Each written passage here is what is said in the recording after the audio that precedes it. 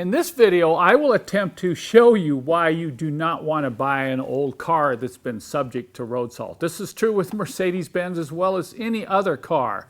I'm holding here a bunch of fasteners I recently removed from a 1990 Mercedes-Benz. Take a look at these. You know, a lot of you will be thinking, well, you know, rust isn't that big a problem. You know, if it's got a few holes here and there, I can just come in and patch them and get the car repainted.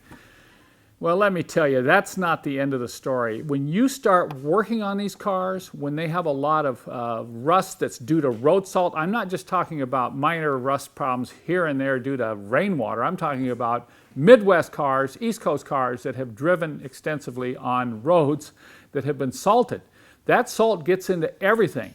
And when you start to actually work on the car, not just fix the rust and do a little paint work, we're talking about doing any preventative maintenance, any repair, you're going to end up dealing with this kind of stuff right here. Screws that have literally, the threads have literally rusted off. The heads, you can't even get a socket on the head, and it goes on and on and on. You'll get into aluminum parts like this. This is a collar nut on the AC condenser, and we went to take that off, and it just snapped right in half. And you can see the corrosion and the cracking due to dissimilar metal corrosion right here on that part. All the clips that you take off the car are going to be rusty. You're going to have to pry and pull and bang your knuckles just to get parts off the car that need replacing. And you may find, this is another one, particularly if you do not do your own repair work. If you buy a rusty car, a lot of shops today will not work on these. They'll just say, hey, sorry, we're not going to help you, because they know when they start working on the rusty car, they're going to run into problems that they never thought they would in terms of trying to get components and bolts, those bolts breaking off.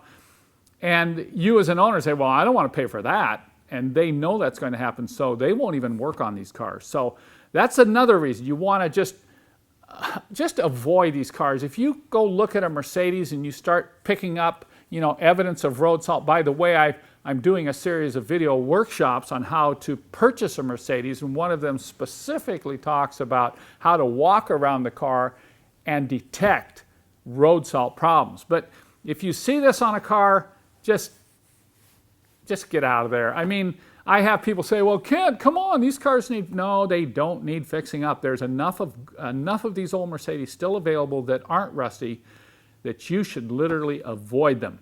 So when you go out looking, one of the first things I do now is look for rust, and if I'm talking to somebody on the phone or emailing them about their old Mercedes, one of the first things I ask about is rust, particularly if it's a Euro model. That's something you really want to be aware of. If the car has come over from Europe and it's spent any time over there at all, that can be a real rust nightmare, as I've personally learned myself. So that's my word of warning to you. You see road salt rust, just run the other way.